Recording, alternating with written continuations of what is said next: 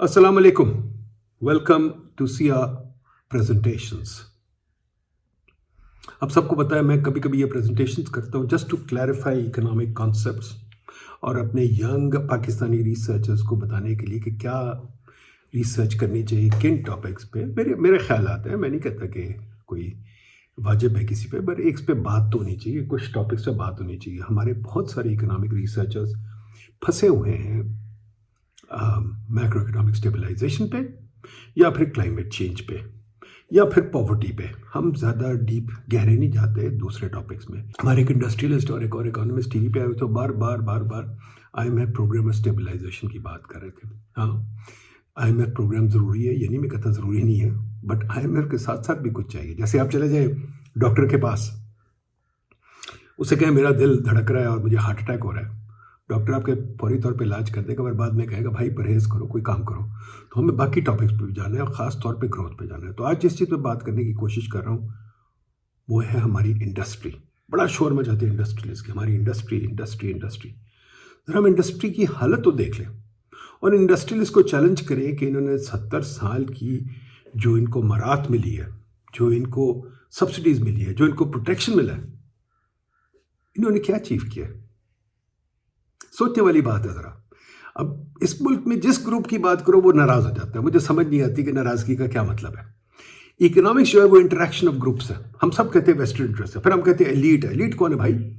Vested interest को पकड़े हैं। इंडस्ट्री भी वेस्टेड इंटरेस्ट है, ब्रोकरेज भी वेस्टेड इंटरेस्ट है, ब्यूरोक्रेसी भी वेस्टेड इंटरेस्ट है, फौज भी है, पॉलिटिशियन भी है। तो सब वेस्टेड इंटरेस्ट को हमें देखना पड़ता है, उनका इम्तजाज देखना पड़ता है, उनका निज़ाम देखना पड़ता है।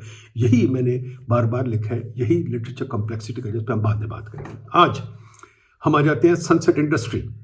सनसेट इंडस्ट्री क्या है? सनसेट इंडस्ट्री ये है कि जो सेठ साहब हैं वो क्या इंडस्ट्री का क्या हिसाब है। हम इंडस्ट्री को देखना चाह रहे हैं, इंडस्ट्री को समझना चाह रहे हैं। तो इंडस्ट्री क्या है हम इसको देखें ज़रा प्लीज़। सनसेट इंडस्ट्री क्या है? जो हमने कहा है seth led unlisted non corporatize stagnant industries. हमारी इंडस्ट्री का जो सबसे इंपॉर्टेंट सब्जेक्ट है, बहुत छोटी छोटी इंडस्ट्रीज है, चलती ही नहीं है और कई बाप बेटे की जागीर है। अभी तक 3 जनरेशन हो गई है, बाप और बेटा, बाप और बेटा, बाप और बेटा। कोई प्रोफेशनल इंडस्ट्री नहीं है। तो चले आगे चलते हैं, देखते हैं। कंपनीज जो है मैं कहता हूं वो मॉडर्न डे की आर्मी है। कंपनीज ने दुनिया को कॉन्कर किया। मैकडॉनल्ड, KFC वगैरह सब आप खाते हैं, सब यहाँ आती हैं। नाइकी शाइकी, ये क्या है? कंपनीज है, ब्रांड नेम्स है। मैं 30 साल से कोशिश कर रहा हूँ कि हमारे मुल्क में कंपनी और ब्रांड नेम्स बहुत कमज़ोर है। क्यों कमज़ोर है, क्यों नहीं बनते? इस पे बात होनी चाहिए, इस पे रिसर्च होनी चाहिए। अब कंपनीज ने, अगर आप देखें, सारी इंडस्ट्रियल रेवोल्यूशन उन्होंने बनाई। जो एग्रेरियन रेवोल्यूशन थी वो फौजों ने बनाई और फौजों ने जाके दुनिया फतेह की। पर ये जो है ये इंडस्ट्रियल रेवोल्यूशन ये कंपनीज ने बनाई। मल्टीनेशनल थे, उन्होंने मल्टीनेशनल बन गए। क्या कंपनी होती है? कंपनी जो गोरे की इजाद है, बहुत अच्छी इजाद है, वो ये है कि लिमिटेड लायबिलिटी, कि आपके जो इन्वेस्टर्स हैं वो उसी हद तक लायबिलिटी है जो उनकी कंपनी में इन्वेस्टमेंट है। यानी कि आप उनके घर नहीं छीन सकते, उनसे कोई चीज़ें नहीं छीन सकते, जो उन्होंने इन्वेस्टमेंट किया वही ले सकते हो अगर कोई नुकसान हो। बाकी ये कंपनी चलती रहती है ताहयात, यानी कि कंपनी मर जाती है, बंदा तो मर जाता है, कंपनी चलती रहती है। दूसरी ये कि कंपनी का एक नाम जब बन जाता है तो वो स्टॉक मार्केट और बाकी मार्केट्स, बहुत सारी मार्केट्स होती है जिसमें से वो पैसे ले सकती है। कैसे ले सकती है इस पर भी बात करेंगे और बहुत ज़रूरी है बात करने की। अब अगर गौर करें तो पुराने ज़माने से ये वेस्टेड इंटरेस्ट रहे हैं। पहले थे जिनको कहते थे गिल्ड्स। गिल्ड्स क्या होते थे? गिल्ड्स होते थे जिनके पास कोई प्रोफेशन थी, यानी कि ज्वेलरी, यानी कि वॉच मेकिंग, यानी कि तलवार बनाना, यानी कि आर्टिलरी बनाना। ये जो चीज़ें थीं, ये जो गिल्ड्स होते थे, ये माशाल्लाह बड़े पावरफुल होते थे और ये कंपनीज को, ये हुकूमत में इंटरफेयर करते थे। अभी भी, आज भी अगर आप पढ़ें, बड़ी फेमस किताब है ड्यून, उसकी मूवीज़ भी बनी है, तो ड्यून में भी गिल्ड्स होते हैं जो चलते हैं। तो मतलब ये बड़ी अच्छी बात है। यही तरीका होता है, इकोनॉमी चलती है जब ऑर्गेनाइजेशंस वेस्टेड इंटरेस्ट एक दूसरे से तबादला ख्याल करे और झगड़े भी और कोई चेंज लेके आए। हमारे यहाँ ये है ही नहीं। अब बरतानिया ने क्या किया, बल्कि उससे भी पहले हॉलैंड ने किया, डच ईस्ट इंडिया कंपनी बनाई। उसने बाहर जाके इधर उधर, यहाँ गोवा में भी आ गए, इंडोनेशिया भी चले गए, अफ्रीका में भी चले गए वगैरह। उन्होंने ट्रेडिंग शुरू कर दी, वहाँ से मटेरियल मंगा के वापस भेजना शुरू कर दिया। बरतानिया ने देखा, उन्होंने भी कॉपी कर लिया, उन्होंने जनाब ब्रिटिश ईस्ट इंडिया कंपनी बना दिया। अब ईस्ट इंडिया कंपनी पे अलग वीडियो करेंगे, आपको बताने की ज़रूरत तो कोई नहीं। ईस्ट इंडिया कंपनी आप सबको पता है, ईस्ट इंडिया कंपनी ने हमें हुकूमत दी, हमें लॉ दी, हमें प्रॉपर्टी राइट्स दिए, सब कुछ आज जो हम हैं वो ईस्ट इंडिया कंपनी की वजह से।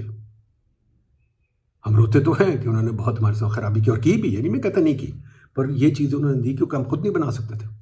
और आज तक देखें, हम खुद नहीं बना सके, हम उनके जो निज़ाम है उसको इम्प्रूव नहीं कर सके, हम उनके निज़ाम के साथ ही चल रहे हैं, हालांकि तक वो बिगड़ चुका है निज़ाम। तो ये ईस्ट इंडिया कंपनी का था। तो अब देखिए कंपनी का रोल। अच्छा, वहाँ से बरतानिया में कोई 1830-40 में, पहले तो ये होता था बाय चार्टर होती थी कि किंग आपको परमिशन देता था कंपनी बनाने की। बरतानिया ने कहा नहीं जी, कोई भी कंपनी बना सकता। अब जब कंपनी बन गई तो अब देखिए कंपनी ने क्या काम किया। एक तो जनाब यहाँ भी पहुँच गए, फिर जनाब वो पूरे अमेरिका में उन्होंने रेलवे का जाल बिछा दिया, पूरे वलायत में रेलवे का जाल बिछा दिया। फिर उन्होंने जनाब रिसर्च की, उन्होंने गाड़ी भी ईजाद कर ली, उन्होंने जहाज़ भी ईजाद कर लिया, उन्होंने क्या कुछ। तो कंपनी का काम है इजादात, कंपनी का काम है R&D, कंपनी का काम है ब्रांड नेम बनाना, कंपनी का काम है अपना प्रोडक्ट को बेचना बाहर दुनिया में हर जगह। क्या हमारी कंपनी ये करती है? हमारी कंपनी तो क्यू ब्लॉक जाके बैठ जाती है और वहाँ कहती है हमें सब्सिडी दो। जैसे कल रात भी इंडस्ट्री साहब लगे थे, हमें बिजली कम दो, हमें इंटरेस्ट रेट कम दो, हमें सब कुछ कम दो। भाई 19th सेंचुरी में कौन से इंटरेस्ट रेट कम मिलते थे? क्या मिलते थे? तो ये देखने वाली बात है, सोचने वाली बात है, जो हमारे इकोनॉमिस्ट को बात करनी चाहिए। अब जो कंपनीज पैसे कैसे रेज करती, कंपनीज पैसे, हमारे यहाँ तो ये एक रीत है ना कि बस इंटरेस्ट रेट कम करो, इंटरेस्ट रेट कम करो, इनको बैंकों के लोन दो, क्योंकि 3 दफ़ा ये बैंकों के लोन पी चुके हैं, डिफॉल्ट कर चुके हैं। हमारे सेठ 3 दफ़ा डिफॉल्ट कर चुके हैं, सोचने वाली बात है। और ये जो है, इनको जो कर्जजात हैं जो बाकी दुनिया में होता है, जिस पे अमेरिका ने रेलवे बनाई, जिसमें अमेरिका ने बहुत कुछ किया, बरतानिया ने बहुत कुछ किया, बरतानिया ने जहाज़ बना लिए, शहरों में चीज़ें बना ली, वो कैसे बनाई? वो ऐसे नहीं बनाई कि सिर्फ उन्होंने बैंकों से इंटरेस्ट लिया, बल्कि बैंकों में, मैं कहता हूँ बैंकों को देना ही नहीं चाहिए पैसे। बैंक में आपके मेरे पैसे पड़े, बैंक में हमने अमानत रखी हुई है, अगर बैंक हमारे पैसे से खेल लेंगे तो गलत बात है।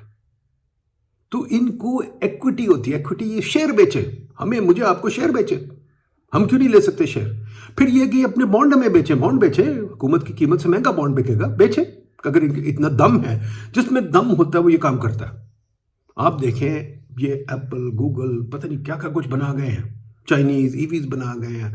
ईजाद दुनिया में देखिए, ईजाद कैसे होती है, वो 10-10 साल अपनी पैसे से ईजाद करते हैं, अपने पैसे लगाते हैं, अपने दोस्तों के पैसे लगाते हैं, अपनी फैमिली के पैसे लगाते हैं, शेयर्स बेचते हैं, जो इस्लाम में भी जायज़ है, शेयर बेचे, वो नहीं करते। फिर इसके बाद है हुकूमत उनको इजाज़त दे और डेट इंस्ट्रूमेंट्स के, फॉर एग्जांपल कन्वर्टेबल बॉन्ड्स हैं, फिर और इंस्ट्रूमेंट्स की इजाज़त दे, for example risk management instruments हैं, वो क्या कहते हैं, ऑप्शंस हैं, वगैरह वगैरह। हुकूमत इजाज़त नहीं देती। अब वो ना इक्विटी देते हैं, ना वो इजाज़त देते हैं। तो ये मसला क्या है हमारे मुल्क में, जो हमें देखने की ज़रूरत है, और इस पर माशाल्लाह हमारी रिसर्च बहुत कम होती है, होनी चाहिए। अब हमारे यहाँ क्या हालत है? हमारे यहाँ ये है कि हमारे पास छोटे छोटे फर्म थे, बहुत ही छोटे फर्म थे, ना होने के बराबर है। जो बड़े बड़े सेठ आपको फिर रहे हैं, जो डालों के साथ फिरते हैं, उनके फर्म की वैल्यू कुछ नहीं है। वो डालों में फिरते हैं बिकॉज उनको मरात मिली हुई है, अदरवाइज उनकी फर्म की वैल्यू कुछ नहीं है। ठीक है। और दूसरी चीज़ ये है कि वो फर्म जो है वो भी बाप बेटे के होता है। फर्म जो है 80% अपने हाथों में होता है या 60% अपने हाथों में होता है, मार्केट में बहुत थोड़ा होता है। और फिर फर्म को टेक ओवर नहीं कर सकते। जो बहुत ज़्यादा तरक्की होती है वो जब कि फर्म को कोई टेक ओवर कर सके। टेक ओवर का क्या मतलब है? वो बंदा जो काबिल है, जो चला सकता है, वो आके टेक ओवर करता है, उसको बढ़ा देता है। जैसे एलन मस्क ने ट्विटर के साथ किया, आपके सामने किया। जैसे कि फेसबुक ने वो किया, उसके साथ माइस्पेस के साथ हो जाता है टेक ओवर। हमारे मुल्क में टेक ओवर की इजाज़त नहीं, हमारे मुल्क में फर्म बनाने की इजाज़त बहुत कम है। फिर एक चीज़ जो मुसीबत पड़ी हुई है, डॉक्यूमेंटेशन, टैक्सेशन, डॉक्यूमेंट टैक्सेशन। हुकूमत, जैसे मैं बार बार कहता हूँ, हुकूमत ना अहल हुकूमत, उसको समझ नहीं आती टैक्स कैसे लगाना है। IMF भी उसको कहती है भाई टैक्स ही लगाई जाओ, टैक्स ही लगाई जाओ। ये नहीं बताती भाई टैक्स लगाने का तरीका होता है, और जब तक कोई खाता पीता ना वो आपको टैक्स नहीं दे सकता। तो ये भी बहुत ज़रूरी है समझना। अच्छा, ये देखिए, ये हमारी क्या कहते हैं कंपनियों की नौयत है। जो सबसे बड़ी कंपनी है, मैंने सबसे बड़ी कंपनी है पाकिस्तान की ली है, थाईलैंड, मलेशिया, इंडिया की। आप देखें हालत क्या है। जो टॉप 5 कंपनीज आप पाकिस्तान में देखें उनकी वैल्यू बिलियन से भी कम है या बिलियन के लगभग होगी। उन लोगों की देखिए कितनी कितनी वैल्यू है, ठीक है ना, 120 130 पता नहीं कितनी कितनी वैल्यू है।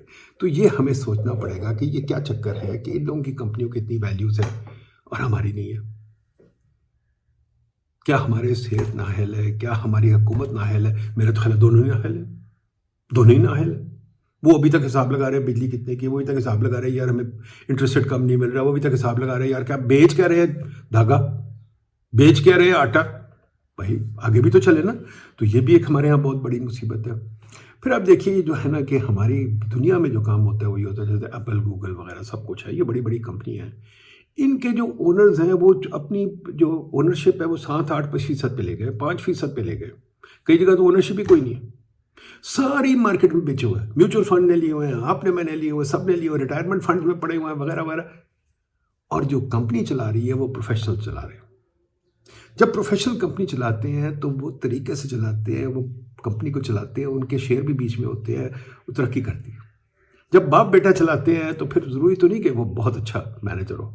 बाप बेटा तो आपको भी पता है, मुझे भी पता है कि कई अच्छे होते बेटे कई नहीं होते। तो प्रोफेशनल ओनरशिप के लिए जो गई है, जिसको कहते हैं separation of ownership and control. Control होता है प्रोफेशनल के हाथ में, ओनरशिप किसी के हाथ में भी हो, वो हमारे यहाँ है नहीं। आप देखें यहाँ नेस्ले कंपनी है, प्राइवेटली ओन्ड कंपनी है, बट प्रोफेशनली रन है, पाकिस्तान में भी है माशाल्लाह, बड़ी तरक्की कर रही है। तो बहुत सारी कंपनी ऐसे हैं, हमारे यहाँ कोई कंपनी नहीं है जो प्रोफेशनली ओन्ड है, शायद नेस्ले करीब करीब है, बाकी तो है नहीं। हमारे यहाँ एक और बड़ी बात है, सबसे बड़ी स्टॉक मार्केट में कंपनी जो सी है वो सरकारी कंपनीज है। सरकारी कंपनी कौन चलाता है? वो ब्यूरोक्रेट चलाते हैं, अपनी मर्जी से जो लगा देते हैं। हुकूमत politician politically sensitive, nepotism, cronyism वो चल जाती है। तो इससे क्या तरक्की चाहते हैं? क्या तरक्की चाहते हैं? ये कोई मॉडर्न निज़ाम तो नहीं ना, ये तो फजूल का पुराना निज़ाम है, इसको हम क्या करें? ठीक है जी। अब जो है हमारी कॉर्पोरेट गवर्नेंस सारी सेठ के हाथ में है, सारी चेकबुक भी सेठ के हाथ में है, इसीलिए आपको सारी ये चीज़ें मिलती हैं, ब्लैक मार्केट वगैरह भी, और वो सारी गवर्नमेंट के पॉलिसी पे डिपेंड करती है। पाकिस्तान की जो स्कोर है इंटरनेशनल रैंकिंग्स में, ट्रांसपेरेंसी पे, बोर्ड इंडिपेंडेंस पे, शेयर होल्डर प्रोटेक्शन पे, ये सब बहुत लो है। क्यों? क्योंकि हम बनाना नहीं चाहते। बनाया हुआ एक institute of corporate governance Karachi में जो इन्होंने बनाया यूएसएड ने, बट वो पता नहीं क्या कर रहा है, वो बल्कि रास्ता ब्लॉक कर रहा है ही ना कोई अंदर। मैंने एक पेपर किया था सेठों पे भी, वो आपको मैं दूंगा बाद में, पर अभी ये देखिए, ये हमारी मार्केट कैपिटलाइजेशन, ये लार्जेस्ट कंपनी पिछली स्टॉक मार्केट ही थी, वो सॉरी मैं गलती कर गया हूँ, पिछली वाली स्टॉक मार्केट थी, लार्जेस्ट कंपनी थी। ये आप देखिए हमारी सबसे लार्ज कंपनीज ये हैं, ठीक है। ये जो आप रिलायंस को देखें, अब मे बैंक को देखें मलेशिया में, आप देखें थाईलैंड में डेल्टा को देख लें, आप यूएई में एआईसी को देख लें, सारी बिलियन डॉलर्स में। छोटी यूएई की कंपनी 20-30 बिलियन डॉलर है, थाईलैंड की कंपनी जनाब बैठी हुई हैं 20-30 बिलियन डॉलर, बिलियन। हमारी कंपनी ओजीडीसीएल सरकारी कंपनी है, मरी गैस सरकारी कंपनी है, फौजी सरकारी कंपनी है, सारी बिलियन के लगभग है। यूबीएल तो उससे भी छोटा है। अब क्या करें भाई, हमने बैंक प्राइवेटाइज किया इसलिए किया है कि वो और भी छोटे हो जाए, कोई फायदा नहीं हुआ। तो ये जो है ना कि ये जो प्राइवेटाइजेशन में आप सोचते हैं कि जी हमारे सेठों को पैसे दे दे तो बड़े खुश हो जाएंगे, काम करेंगे, किधर कर रहे हैं यार? वो पता तो चले ना, कोई साइज तो नजर आए और कोई मार्केट में नजर आए। मार्केट में शेयर बेचते नहीं है, बस वो डेट की बात करते कि हमें मुफ्त इंटरेस्ट रेट दे दो, क्यों भी दे दो उनको लोन, पता चले, ठीक है जी। अब हम क्या कह रहे हैं? हम कह रहे हैं जी कि गवर्नमेंट को जो है प्रोफेशनल मैनेजमेंट की तरफ इन लोगों को ले जाना चाहिए, इन लोगों को मार्केट में लिस्ट करवाना चाहिए, इनको कहना चाहिए कि भाई तुम आओ, बल्कि इनको इंटरेस्ट रेट महंगा करना चाहिए ताकि ये डेट इक्विटी पे आए, अपना शेयर बेचे, आप और मैं भी खरीद सके, जो काबिल लोग हैं वो उनके कंपनी टेक ओवर कर सके, ठीक है जी। और गवर्नमेंट को खास तौर पे ये टैक्सेशन और ये लड़ाई झगड़े और ये जो रोज एक पॉलिसी नई आ जाती है, इसको बंद करना चाहिए। गवर्नमेंट को जरा पीछे हटना चाहिए, चुप करके बैठना चाहिए। एफटीआई को छोड़ दे, एफटीआई आएगी तब जब हमारी मार्केट चढ़ेगी, और स्टॉक मार्केट को लिबरलाइज करे, उसकी मार्केट डेप्थ बढ़े, उसकी ट्रांसपेरेंसी बढ़े, उसमें लिस्टिंग आराम से हो, ये बड़ी ज़रूरी है। स्टॉक मार्केट में अभी आप जाते ही नहीं, बहुत कम जाती हैं, 5 साल में 2 कंपनियाँ 3 कंपनियाँ शायद जाती हैं, भी छोटी छोटी, और बड़ी कोई होती नहीं, बिकॉज वो शेयर ही नहीं फ्लोट करते, कोई नई चीज़ ही नहीं बनाते, वो वेट कर रहे हैं बैंक डेट लेने के लिए। बैंक डेट क्यों चाहिए भाई? ठीक है, मसला यही है जी। हमें चाहिए कि हम अपनी कंपनियों को ठीक करें और हम अपनी कंपनियों को कोशिश करें कि वो मल्टी बिलियन डॉलर कंपनी हो। पाकिस्तान उस वक्त तरक्की करेगा जब हमारी 30, 40, 50 बिलियन डॉलर की कंपनी होंगी, और जब वो सेठों के हाथों में नहीं होंगे, हम सबके हाथों में होंगे। और जब उनको डर होगा, रात को सोए ना कि यार कोई कॉर्पोरेट ट्रेडर आके ले जाएगा, किसी को काम करना मेरे से बेहतर आता है तो वो ले जाएगा, वो फिर गोल्फ नहीं खेलेंगे। अभी तो ये दोपहर को गोल्फ खेलते हैं जाके, दोपहर को पंजाब क्लब में या सिंध क्लब में खाना खाते हैं, फिर गोल्फ खेलते हैं, रात को 2 बजे तक पार्टी करते हैं। इनके नीचे कोई आग नहीं लगी हो कि काम करो। ये एलन मस्क की तरह दिन रात काम नहीं करते। हमें वो सेठ चाहिए, सेठ नहीं चाहिए, प्रोफेशनल चाहिए। सेठ बैठ आराम से गोल्फ खेलें, खाना खाएं, बट प्रोफेशनल्स को हायर करें और चलने दें कंपनी है, और कंपनियों को बड़ा होने दें। और मैं सब अपने इकोनॉमिस्ट भाइयों से एहतजाज करता हूँ, अपील करता हूँ कि खुदा के वास्ते इन एरियाज़ पे भी रिसर्च करें, खुदा के वास्ते इन एरियाज़ पे बात करें। तरक्की कंपनी से होती है, हमें कंपनीज़ के ऊपर गौर करना है। हमने कंपनी के शेयर्स, कंपनी के फाइनेंसिंग के तरीके, कंपनीज़ को कैसे पब्लिक को बेचा जाए वगैरह करना है। और हुकूमत से मेरी अपील है, स्टॉक मार्केट के थ्रू प्राइवेटाइज करें, प्राइवेटाइज ना करें थ्रू सेठों को ना दें रात के अंधेरे में। स्टॉक मार्केट के थ्रू प्राइवेटाइज करें ताकि हम सब उसमें आ सकें और हम सब देख सकें, स्टॉक मार्केट ग्रो करें। अब देखिए, मैंने आपको दिखाया था वो पिछली स्लाइड पे, मैं वापस चला जाता हूँ, ये मैंने गलती कर दी, ठीक नहीं दिखाया।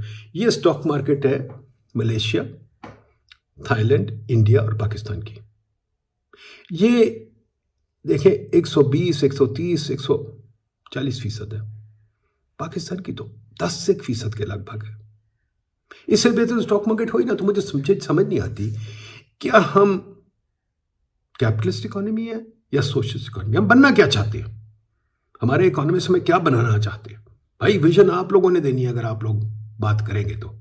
बहुत शुक्रिया, thank you very much. Siya को फॉलो करें ट्विटर पे, सियालिटिक्स ऑन वो अपना क्या कहते हैं यूट्यूब, और Nadeem Substack on Substack. All the best. Khuda Hafiz.